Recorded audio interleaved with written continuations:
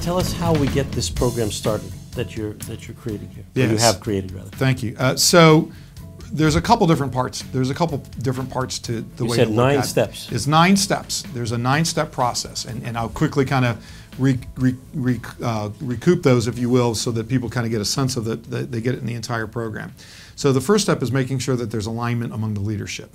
So the priest, the parish council, the stewardship ministry, ministry leaders all have to be on the same page. If they're not, it's not going to work, right? Second step is getting alignment in the parish.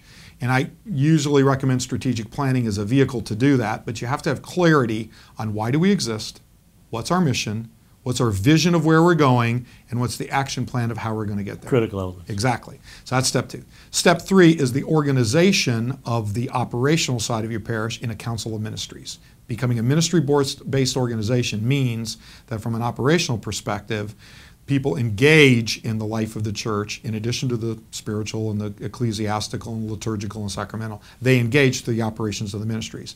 And the council of ministries are the leaders of all those ministries together with the priest and the parish council, right? So that's step 3. Step 4 is actually now we sit down and prepare our materials of a ministry handbook. Here is every one of the ministries we have, a description of what it involves, who we serve, and how we can get engaged in that ministry. And all those 4 steps are the foundational steps. You don't even start talking with people until you've gathered those 4 steps, although, of course, when you're building a consensus behind a strategic plan, you're obviously talking. The remaining 5 steps are now actually the engagement with the steward, right? So first we're picking the ambassadors, the people that are going to actually talk to our stewards. Then we're going the next step is to train them. What are we trying to accomplish? How are we trying to do it? Because they're all afraid that we're going to ask them to go in and ask for money, and we're not, right?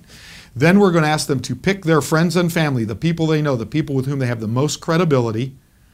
Then we ask them to go visit them. We give them a script of what they have to say and what they can cover. They're free to ad-lib all they want to, but there's a few essential elements. And then there's the last step is follow-up. We're going to follow up with every steward every 2 weeks until we're notified that they've submitted their stewardship form into the office. So what we're really doing is we're making sure we have alignment on a vision. You want everyone involved. Everybody involved in that process. We're making sure that we have people engaged to go out and touch someone and interact with them on a personal basis for the purpose of engaging them in the ministries of the parish. Okay. And there's 9 steps that get you there. All right.